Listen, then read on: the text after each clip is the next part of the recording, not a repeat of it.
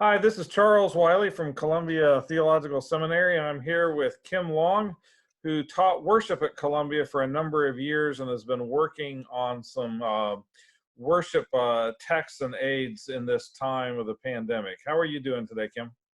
I'm doing really well, thank you. It's lovely to be connected with Columbia in this way today. So, connecting from the Chesapeake.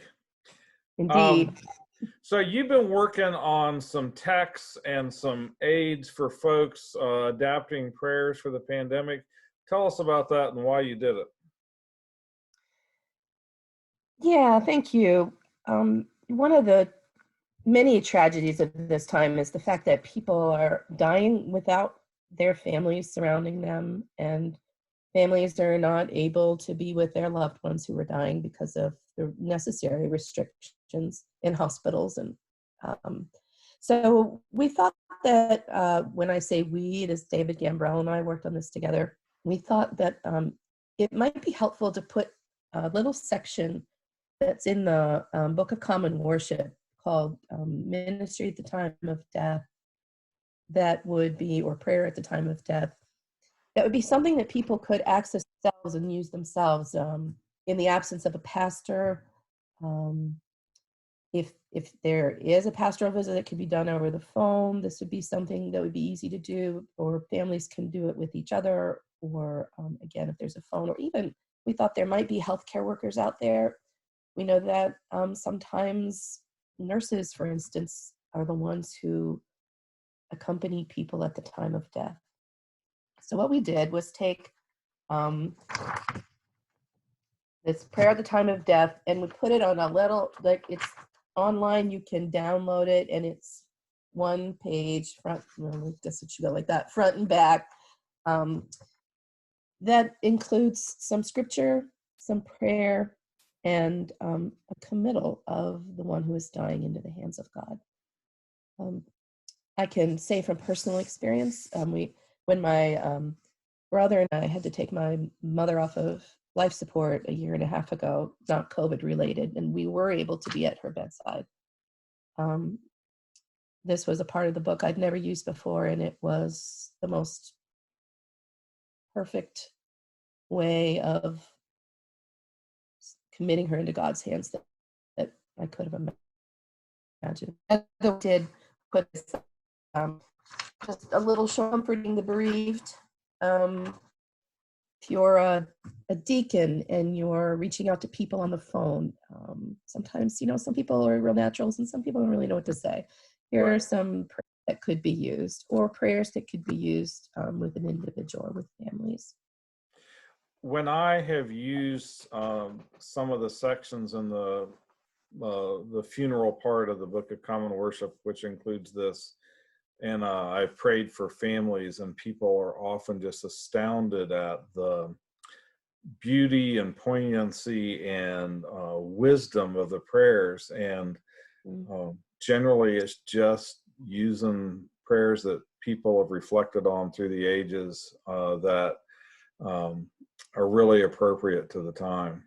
I spoke to an older gentleman this week, and he was mentioning that one of the things he was really missing was that the rituals around death. He had a number of friends who died in the past couple of months, not necessarily related to the pandemic, but because you can't gather, he felt a real loss.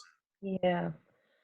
I came across a couple weeks ago a short article on the ELCA website by Elaine Ramshaw, who has done a little bit of work in ritual and pastoral care. And she was saying that at a time just like that individuals or families might think about doing some sort of simple rituals at home in lieu of a normal funeral, where they might put a photograph of the person who has died, and perhaps each share a story about the kinds of things that we do anyway, and then perhaps include a reading of favorite scripture passages or passages about resurrection, and singing a hymn together. Something even that simple could be it provides some kind of ritual marking for Right. a really significant time in the life of a person and the life of a family. We're doing, it seems more often than not, having small communal services at a graveside or at a crematorium or Right. with just a very few number of people, and then people planning for these memorial services later on. And that's, I think, the only thing that we can do right now, the best thing that we can do right now. Right. Although it does occur to me that there are going to be a lot of memorial services waiting to be had, and Right. things that we're thinking about is perhaps it'll be a time when churches offer services that might be in remembrance of a number of people who have died during this time. That's something we're starting to think about. Right. Well, that's really interesting. And I know that some congregations have been particularly hard hit and have had multiple people dying right close together. And I'm sure they will be looking for ways to navigate that are appropriate. Well, that's really interesting. So do you have other sort of thoughts on the rituals or practices around death and dying right now? Well, one of the things that these various things we've been discussing so far remind me of is that family worship or worship at home has always been part of the Presbyterian tradition, Uh-huh. Reformed tradition, and perhaps this is a time when we can start to reclaim that even more. And really easy way to do that is through daily prayer. And you can order the wonderful little weather-bound book, or you can go to the App Store and download a daily prayer app for $2.99, and you have it with you wherever you go. And you can do it as an individual, you can do it as a family. People in a congregation might covenant. I mean, you could do it together on Zoom, or you could covenant to say, Right. to do midday prayer every Wednesday or something like Right. that. It's really easy to use, and I found myself turning to it more often these days. We really are in an interesting place where we're both more isolated than most of us have been in our lives, and we're connected in ways that we haven't been before. Mm-hmm. It's a really odd uh, odd context to be in, because I feel like I'm in contact with people every day, um, as much as when before this happened, yet I don't see anyone I know except for the Right. people in my household. I know. Yeah, there's something, it's kind of a two-edged sword. I mean, there's something about that that's really comforting, and then there's also something about that that's really exhausting. There's, Right. the kind of communication that we're relying on these days. Well, I think I'm not that's sure why, but it takes it out of you. right. And I think that's why the thing that you and David developed is so helpful, because I just read account after account of people dying alone, or with a nurse who becomes fills all kinds of roles. They become pastor and counselor and physical nurse and spiritual nurse, or Yeah. they fill all these roles at the same time. Yeah. It's been um, another reason for us to be praying for them every day. Yep. So, how have you been thinking about this theologically? What has come to mind as you've been working on this? You know, this last week especially, I've been thinking about, well, let me preface this by saying a lot of the work we've been doing in the Office of Theology and Worship is around sacraments, and Uh-huh. whether to do it, if you do it, how to do it virtually. And a number of people, myself included, have thought about this in terms of fasting from fast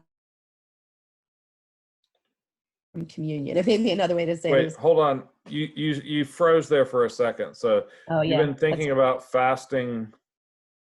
fasting from corporate worship in general, Uh-huh. and from communion in particular. and how the practice of fasting deepens a longing even more. So by not partaking in a sacrament that is by definition embodied, Right. We're increasing our longing for it and deepening our longing for it over time.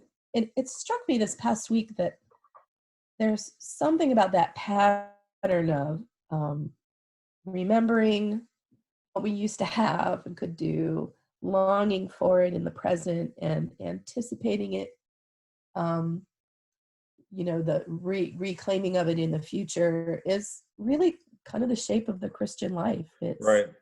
remembering the life and ministry of Jesus, and anticipating not only when we can all be together again in our earthly life, but anticipating the completion of creation and the coming of Christ, that eschatological hope in which we live. That what we're experiencing now through this COVID-19 crisis is kind of I don't know if parable is the right word, but emblematic of the eschatological longing and the eschatological hope that we live with all the time. That's really profound. I remember when I read Doug Farrow's book on the Ascension 20 years ago or whenever that was, and I remember his one point was that that stuck with me is that the church has been arguing for centuries about the real presence of Christ. But part of what happens at the table is we experience the real absence of Christ. That Christ is present to us, but is not present to us the way he was to the disciples, and that there is this longing for full presence, as well as a reception of the presence that's there. Well, this is really helpful. I think that all of us are kind of making this up as we go along. How people are doing communion and baptism, how they're thinking about those who've died, and how to appropriately mark those deaths for the community and for the people. And I'm really glad you are thinking about these things, and I hope that this will be helpful to those who are dealing with that every day. So thanks tons, and it's good to see you. Thank you. So good to see you. Can't wait to see you in person. Yes, the real presence of us to each other too. Have a good day.